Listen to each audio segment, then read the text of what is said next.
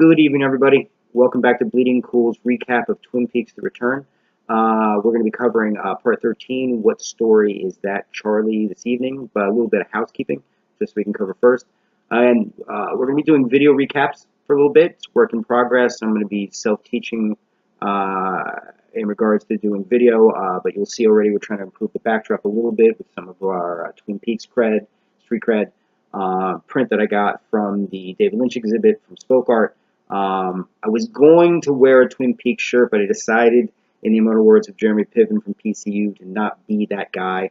The guy who wears the shirt of the band he's going to go see. I'm not judging. I just can't personally be that person. So, again. Also, in regards to the tech and everything else, we're going to be upgrading as we go along, so apologize in advance. Hope you see the difference in this one compared to last week's. And as I said, any feedback or advice or guidance that you have, we much appreciate it. Okay, enough of that. I'm going to go into this. Again, we're looking at part 13. What story is that, Charlie?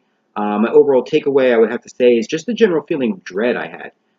We were covering a bunch of storylines in this episode, from Doppelkoop to Dougie Coop.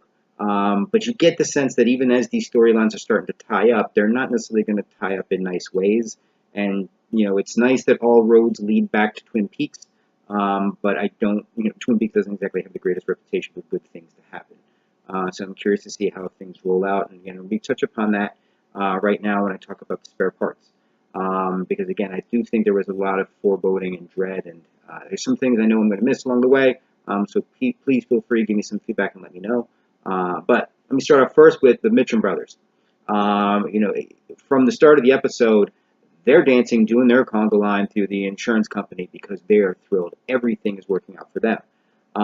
So the episode almost starts off on an optimistic note, which, for Lynch work, you should know, the only possibility for that to go is down a very, very dark and twisted road.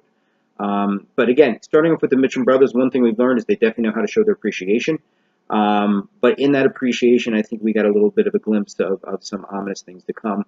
I'm referencing the scene, of course, where Dougie Coop and his wife are watching their son, and in the background, and they're in the play set that the Mitchell brothers had given them, and it's all lit up, and we see the swirling spotlight, and I don't have to mince words when I tell you, if you've seen Twin Peaks, swirling spotlights and things lit up, and that kind of visual imagery does not bode well. It usually screams of Black Lodge type stuff. So again, I'm a little concerned that even though we may get Coop back, it may get a little bloody along the way. To add to that is the fact that you've got Anthony in play, and even though he apparently has seen the error of his ways, thanks to Dougie Coop and his shoulder massages, I just don't feel like when you're talking about insurance scams and crooked cops that anything of this is going to end well, especially when you consider you've got Jennifer Chase and Lee and Tim Roth on their way to help rectify situations also. Okay. I have my little friend here again, so that's what I'm going to be going to, just in case you're wondering. Again, in regards to Double Coop himself, I think in regards to Ray, who probably is the person who gets the award for being in the worst position in the world, though there are potential other runners-up for that. I think the one quote, "You didn't kill him too good, Ray," kind of speaks volumes. When you leave a guy to die with those kind of bullet wounds, you kind of assume he's going to do his part and die. But it's Doppelkoop, of course, he's not. Again, just imagine Dale Cooper without all the morality of Dale Cooper. That is a very, very dangerous proposition. Arm wrestling I thought was a little odd. Very Sylvester Stallone over the top, and to be completely honest, I think it kind of fit the vibe. I'm not saying that. Just really wasn't expecting that. I was kind of hoping for that whole hat backward turn thing at the end. That would have been awesome.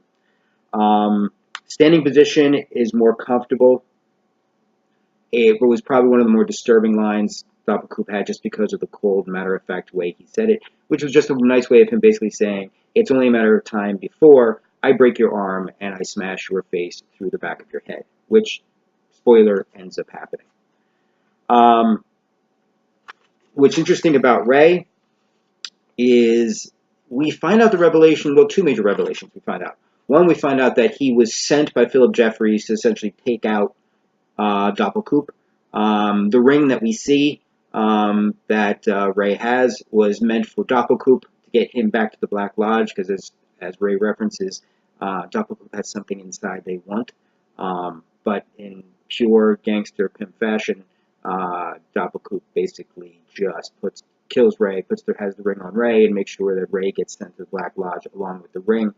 And I gotta say, Mike's getting a side job with putting Black Lodge rings on Formica tables, because I think that's the second one that we've seen so far. Okay. Richie Horn. Very interesting that we saw appearance of Richie Horn. I wonder how much that adds credence to the whole Doppelkoop is Richie Horn's dad, which would be a total mind if that ended up being the case. I'm going to still do a little background and find out where exactly that started, but that seemed to really have started grabbing traction, especially with this week's episode. At the police station, again, I just think it's ironic about so close but yet so far. They had the information, but they just were not going to believe it, so crumpled up 2 points in the trash can, and Dougie Coop gets to continue on doing what he's doing. I will say, though, I do think I'm a little fascinated with what the backstory was going on behind the scenes. That I thought was a little creepy. I felt like there's an episode just in that story alone, but clearly it ended nicely and abruptly with a taser.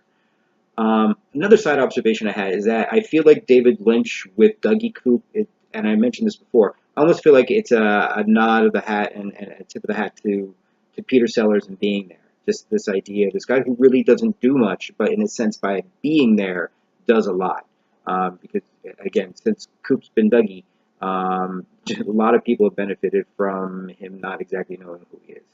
Proving the adage that sometimes saying less is more. I gotta learn that sometime. Ed and Norma, I mean, what else can be said about Ed and Norma except a huge 10-ton awe? I mean, they were always meant to be together. They should be together. I don't understand why they're not together. I know the understanding that, Norma respects Ed and Nadine's relationship, and Ed has always wanted to take care of Nadine, but Jesus. I think these two are probably the most lovingly masochistic people on the show. So I'm hoping for big things for them. One thing I was impressed, it's nice to see that Norma's got 5 franchises for the Double R, 3 making profit. Sadly, the one in Twin Peaks isn't. But, nice to see she's got that whole Oprah Winfrey, Martha Stewart action going. The other thing I want to say is, too, as much as Walter might be an asshole, the one thing I do have to agree with him on is that Norma's Double R is a really good title for her diner. And in all honesty, Norma kind of is the face of the franchise. So I do agree with him on that. In that regards, he's right. Everything else, not a fan. Judge Jacoby and Nadine, I was first laughing when I saw that, and I was like, oh God, where the hell is this going? Can I tell you I'm surprised? This could actually be one of the sweetest things that we see turn out of the show. Granted, it's kind of like cult member, cult leader type dynamic, but, again, stranger things have happened. Sarah Palmer, wow. She pretty much at this point is surviving on Stoli, Marlboros, and just really, really bad psychic imagery. My lungs and liver hurt when I saw what was going on in her living room. It's painful to see, and it has me even more concerned is the fact that the more we're seeing her, the more we're realizing she's gonna have a bigger role to play in this. The Audrey scenes. I've been hesitant to really talk about this because I'm really not sure where it's going. There are a couple lines that I want to read to you, though, that I thought were very interesting. You're supposed to go to the Roadhouse to see if Billy is there. Now, are you going to stop playing games, or do I have to end your story too? Those are both from Charlie. And the last one was from Audrey. I want to stay and I want to go. I want to do both. I'm going to be honest with you. I'm slightly concerned. Maybe this is just because of too much things with other shows. I'm concerned that the whole Audrey situation is some weird instance where it's like the Audrey situation is a reality of some type, and maybe what's going on has to do with her being in a coma. I'm not sure. But again, I have this feeling like I can't shake this feeling that the Audrey situation is completely different from everything else we're seeing. So that's why I feel like I've been hesitant to talk about it, because I feel like I'm very detached from it. It's the thing that's gotten me the most nervous and the most curious about where it's going. But yeah, there's just something in play there. The end musical sequence, having James Hurley, James Marshall, come out just to sing Just You. lyrics from David Lynch, the music from Angelo B. I thought that was a nice touch. Something I want to clarify that I put in my live blog. I mentioned that he's reminded me like he was auditioning for Richard O'Brien's role for Rocky Horror Picture Show. That's not a critique. That's not a criticism. That's a compliment. I just was really, really surprised, genuinely surprised to hear his voice like that. And on a last side note, Big Ed Hurley, that last sequence where he's just kind of eating soup, staring there and looking around. I know a lot of people take that as just very sad and depressing. I, on the other hand, I don't take it as the most optimistic scene, but I also consider like having Big Ed out there and awake, kind of in some weird way, looking over Twin Peaks. Again, Ed Hurley, one of the Bookhouse boys. You know, so I think if I was a resident of Twin Peaks, I would feel a lot better knowing at least somebody like Ed Hurley was still around. So again, I thought it was a very effective last sequence. I didn't quite buy into the sadness, as I know a lot of other people who reviewed this have talked about. But I thought it was very painfully effective, and I think it shows Ed's a hero for that town. You know, may not always receive the accolades he deserves or needs or wants, but he's deserving of it, and he is always out there, faithful for 25 plus years. Okay. That's it. That's my recap. If you guys have anything you'd like to add, don't hesitate to hit me up. My contact information on social media is down below, just like you can comment down below also.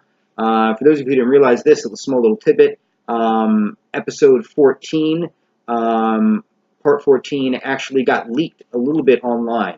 I couldn't really find the episode, but you could find tidbits of information about what happened. So hopefully none of you spoiled it. I've been resisting doing that, and I effectively have. So again, know that it's out there if you don't know it already.